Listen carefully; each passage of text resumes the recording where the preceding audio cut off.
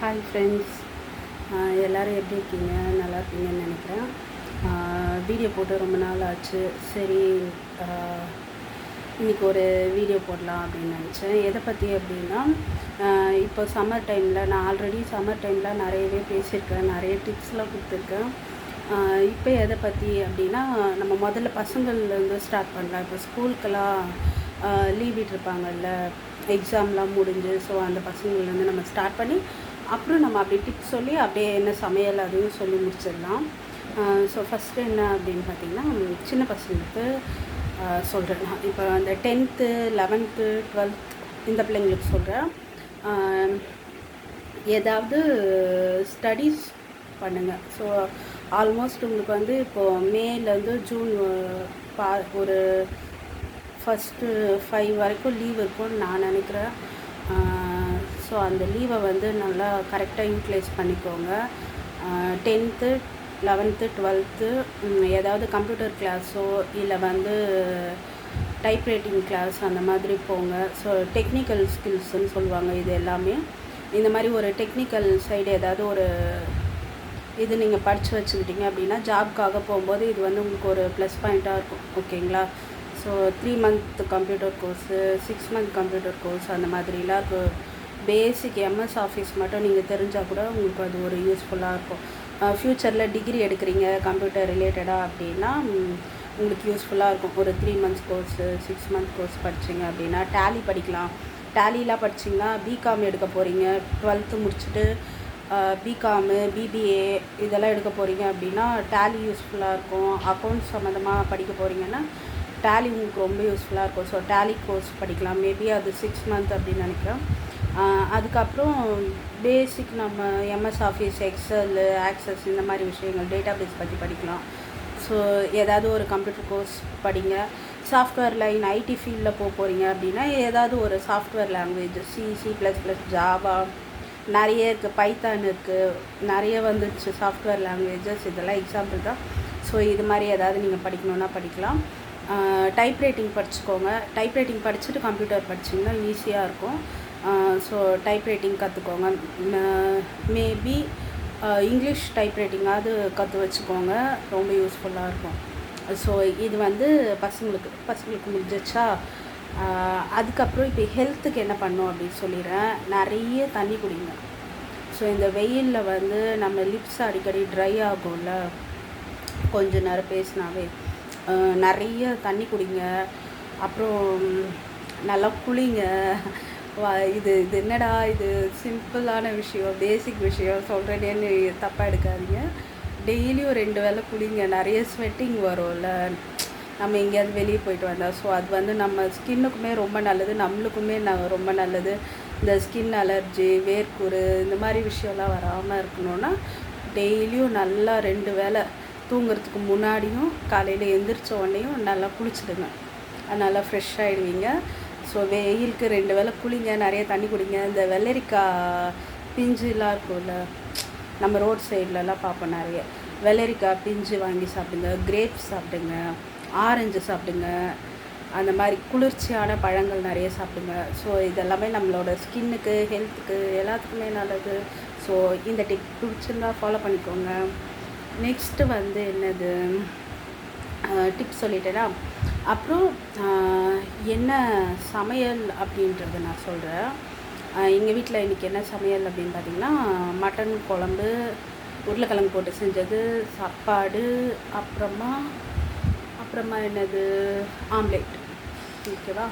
So இதுதான் lunch. காலையில் தோசை செஞ்சு சாப்பிட்டு சர்ச்சுக்கு போயிட்டு வந்தாச்சு.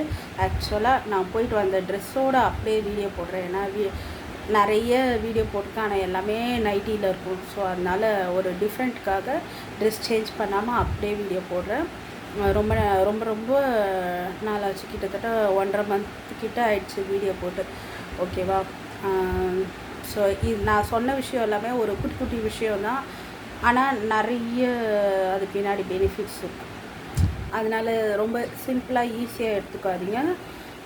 ரொம்ப ரொம்ப ரொம்ப ரொம்ப நல்லது ஹெல்த்துக்கு. இப்போ வேறு ஏதோ இந்த வெயிலெல்லாம் போனால் பிரெயின் ஸ்ட்ரோக் வருதாமே. அதனால் அந்த ரொம்ப வெயிலில் சுற்றுறது இந்த ஆம்பளை பசங்களுக்கு சொல்கிறேன் நான். ஏன்னா அவங்க தான் வந்து இந்த லீவ் விட்ட உடனே பைக்கில் எடுத்துகிட்டு அங்கே இங்கேன்னு சுற்றிட்டு தெரிவாங்கல்ல. ஸோ ஆம்பளை பசங்களுக்கு சொல்கிறேன், பைக்லலாம் அடிக்கடி இந்த வெயிலில் சுற்றுறதெல்லாம் கொஞ்சம் அவாய்ட் பண்ணிக்கோங்க. யூஸ்ஃபுல்லாக ஏதாவது ஒரு எலக்ட்ரிஷியன் ஒர்க் கற்றுக்கலாம், இது ஏசி மெக்கானிக் அந்த மாதிரி கற்றுக்கலாம். அதெல்லாம் வந்து ரொம்ப ரொம்ப யூஸ்ஃபுல்லாக இருக்கும். ஆம்பளை பசங்களுக்கு ஏர்ன் பண்ணலாம்.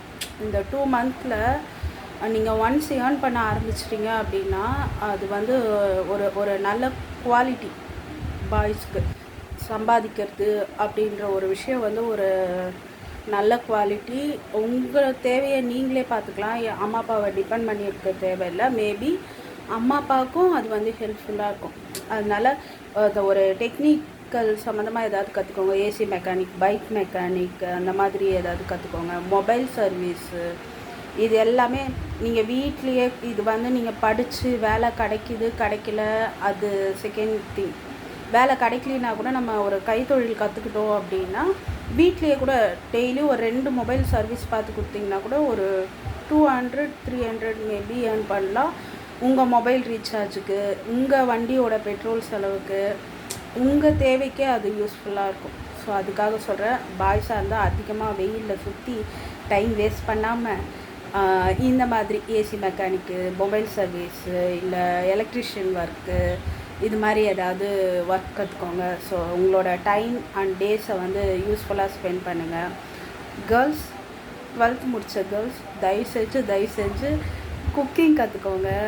அப்புறம் சாரீ கட்ட கற்றுக்கோங்க. என்னடா சின்ன சின்ன விஷயம்லாம் சொல்கிறேனே அப்படின்னு வந்து எடுக்காதீங்க. ஏன் நான் இதை சொல்கிறேன்னா, அப்போல்லாம் வந்து ஸ்கூல் படிக்கும்போது 8th 9thலேருந்தே ஆஃப் சாரின்னு ஒரு கல்ச்சர் இருந்துச்சு.